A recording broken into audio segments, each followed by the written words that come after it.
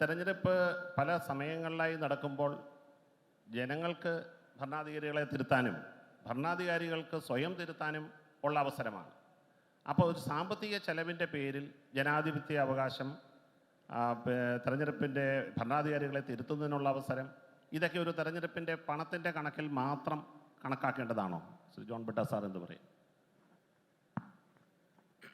എൻ്റെ സ്നേഹിതൻ ശിവശങ്കർ ഇത് എത്ര കണ്ട് സ്വീകാര്യമാകണമെന്നുള്ളതിൻ്റെ ന്യായങ്ങളാണ് പറഞ്ഞത്. സ്വാഭാവികമായിട്ടും അദ്ദേഹം അത് പറയേണ്ടതാണ്, പറയാൻ ബാധ്യസ്ഥനാണ്.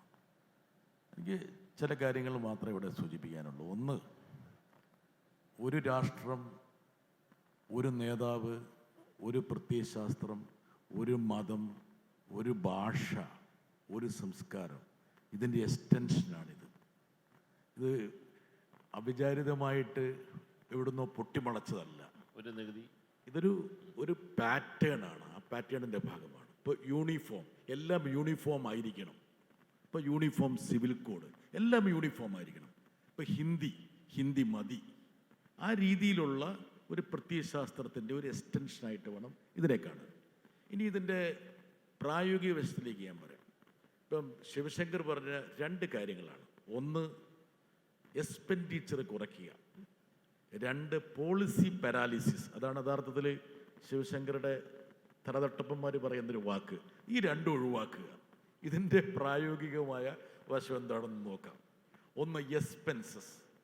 ഇന്ത്യ പോലുള്ള ഒരു ജനാധിപത്യ രാജ്യത്ത് ഒരു തെരഞ്ഞെടുപ്പ് പ്രക്രിയയ്ക്ക് വേണ്ടി ഒരു പൗരൻ മുടക്കേണ്ട തുക, ആ തുക വളരെ ന്യായമായ തുക മാത്രമാണ് എന്ന് ഈ ഇലക്ഷൻ കമ്മീഷൻ ഹെഡ് ചെയ്ത ആൾക്കാരെല്ലാം സമർത്ഥിച്ചിട്ടുണ്ട്. പണം എന്ന് പറയുന്നത് ജനത്തിൻ്റെ പണം. അത് തിരഞ്ഞെടുപ്പ് കമ്മീഷനിലൂടെ അത് ചെലവിട്ടാലും രാഷ്ട്രീയ പാർട്ടികൾ ചെലവിട്ടാലും അത് പണം തന്നെയാണല്ലോ, സംശയമില്ലല്ലോ. BJP എന്നുള്ള ഒരു രാഷ്ട്രീയ പാർട്ടി കഴിഞ്ഞ തിരഞ്ഞെടുപ്പിൽ ചെലവിട്ട പണം എത്രയാണെന്ന് അവർ നെഞ്ചിൽ കൈവച്ച് പറയട്ടെ. 1,00,000 കോടി രൂപയ്ക്ക് അപ്പുറത്തായിരിക്കും തെരഞ്ഞെടുപ്പ് ക്യാമ്പയിന് വേണ്ടി അവർ മുടക്കിയിട്ടുണ്ടാകുക. ആരുടെ പൈസയാണിത്? അത് എക്സ്പെൻസ് അല്ലേ? ഇലക്ട്രൽ ബോണ്ടിലൂടെ സ്വരൂപിച്ച പണം മാത്രം 18,000 കോടി രൂപയാണ്. അതും ജനത്തിൻ്റെ പൈസയല്ലേ? അപ്പോൾ പണമെന്ന് പറയുന്നത് ആരുടെ പണമാണ് എന്നുള്ളത് വളരെ പ്രസക്തമായിട്ടുള്ള ഒരു കാര്യമാണ്. ഇപ്പം കേരളം പോലുള്ള സാധനം, പ്രേമേന്ദ്രൻ എന്നോട് യോജിക്കും.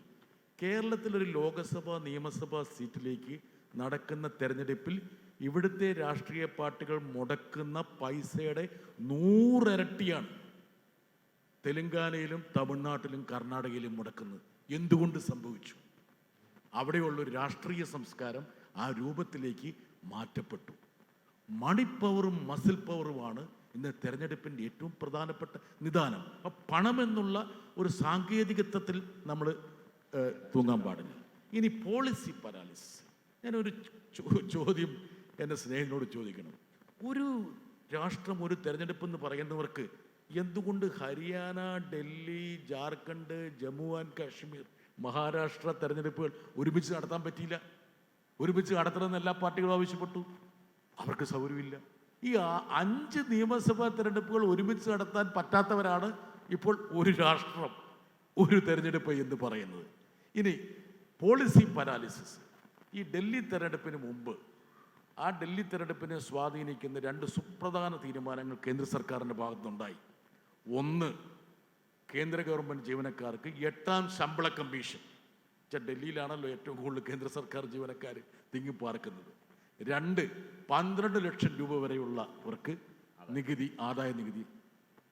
ഏതെങ്കിലും ഒരു പോളിസി, മോഡി ഗവൺമെൻറ്റിൻ്റെ ഏതെങ്കിലും ഒരു പോളിസി തെരഞ്ഞെടുപ്പ് കൊണ്ട് വേണ്ട എന്ന് ഇവർ ഇതുവരെ പറഞ്ഞിട്ടില്ല. പറഞ്ഞിട്ടുണ്ടെങ്കിൽ ഞാനത് ഏറ്റെടുക്കാം. അപ്പം ഒരു പോളിസി പാരാലിസിസും അവരെ സംബന്ധിച്ച് ഒരു തെരഞ്ഞെടുപ്പ് കാരണം ഉണ്ടായിട്ടില്ല എന്നുള്ളതാണ് വാസ്തവം. അപ്പം ഇത് സംബന്ധിച്ച് ഇവർ മുന്നോട്ട് വെക്കുന്ന വാദഗതികൾക്കൊന്നും പ്രത്യേകിച്ച് ഒരു അന്തസ്സത്തയില്ല. ഇനി ഇതിൻ്റെ ഒരു തുടക്കം ഞാൻ പറയാം. അതായത് ഞാൻ ഡൽഹിയിൽ മാധ്യമപ്രവർത്തകനായിരുന്ന സമയത്ത് 88 മുതൽ ഞാനത് BJPയുടെ ഒരു നയം കാണുന്ന ഒരു രാഷ്ട്രപതി, അതായത് പ്രസിഡൻഷ്യൽ ഫോം ഓഫ് ഗവർണൻസ് ആണ് BJP ആഗ്രഹിക്കുന്നത്. അതായത് എന്നാൽ മാത്രമേ ഈ രാജ്യത്തെ ഒരു കൈക്കൊമ്പിളിൽ ഒതുക്കാൻ പറ്റുള്ളൂ എന്നുള്ളത് കൊണ്ടാണ് അങ്ങനെ ഒരു രൂപം വന്നത്. എനിക്കിപ്പോഴും ഓർമ്മയുണ്ട്, KR നാരായണൻ പ്രസിഡന്റ് ആയിരിക്കുന്ന സമയത്ത് LK അദ്വാനി ഈ പ്രസിഡൻഷ്യൽ ഫോം ഓഫ് ഗവൺമെൻറ്റിനെ കുറിച്ച് സൂചിപ്പിച്ചപ്പോൾ KR നാരായണൻ വളരെ ഇൻട്രസ്റ്റിംഗ് ആയിട്ടുള്ള ഒരു ഒബ്സർവേഷൻ നടത്തി. നിങ്ങൾ പറയുന്ന സ്ഥിരതയല്ല, സ്ഥിരതയേക്കാളും ജനാധിപത്യത്തിൽ ഭൂഷണം റെസ്പോൺസിബിലിറ്റിയാണ്.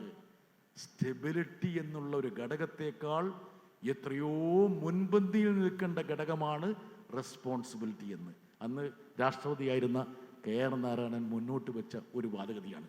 ഇപ്പോൾ ഈ പറഞ്ഞ പോലെ യൂണിഫോമിറ്റിയുടെ ഒരു കാലഘട്ടമാണ്, എല്ലാം ഒന്നാകണം. ഇപ്പോൾ യൂണിഫോം സിവിൽ കോഡ് എന്ന് പറഞ്ഞിട്ട് ഇപ്പോൾ ഓരോ സംസ്ഥാനത്തും സിവിൽ കോഡാണ്. അതെങ്ങനെയാണ് അങ്ങനെ സംഭവിക്കുന്നത് എനിക്കറിയില്ല. ഇപ്പോൾ ഉത്തരാഖണ്ഡിലൊരു സിവിൽ കോഡ്, ഇനി മധ്യപ്രദേശിലും സിവിൽ കോഡ്. ഒരു സിവിൽ കോഡാണ് എന്ന് പറഞ്ഞു വരെ ഇപ്പോൾ ഓരോ സംസ്ഥാനത്തിനും ഒരു സിവിൽ കോഡാണ്. ട്രൈബൽസ് വേണ്ടതാനും. അപ്പോൾ ഇവരുടെ ഉദ്ദേശമെന്ന് പറയുന്നത് ഒരു പ്രത്യേക ശാസ്ത്രത്തെ സ്വാഭാവികമായിട്ട് ഇന്ത്യക്ക് മേൽ അടിച്ചേൽപ്പിക്കുക. പിന്നെ വൈവിധ്യങ്ങൾ എന്തൊരു അസംബന്ധമാണ് ഇവരുടെ ഈ ശുപാർശകൾ.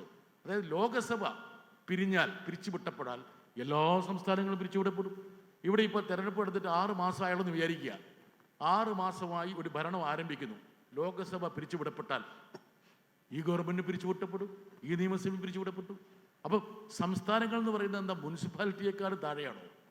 അംബേദ്കർ ഉൾപ്പെടെ ആൾക്കാർ പറഞ്ഞിട്ടുണ്ട്, കേന്ദ്രം സംസ്ഥാനങ്ങളുടെ മുകളിലോ താഴെയോ അല്ല, രണ്ടിനും ഭരണഘടനാപരമായിട്ടുള്ള അസ്തിത്വമുണ്ട് എന്ന് ഇതിൻ്റെ ശില്പികൾ പറഞ്ഞിട്ടുണ്ട്.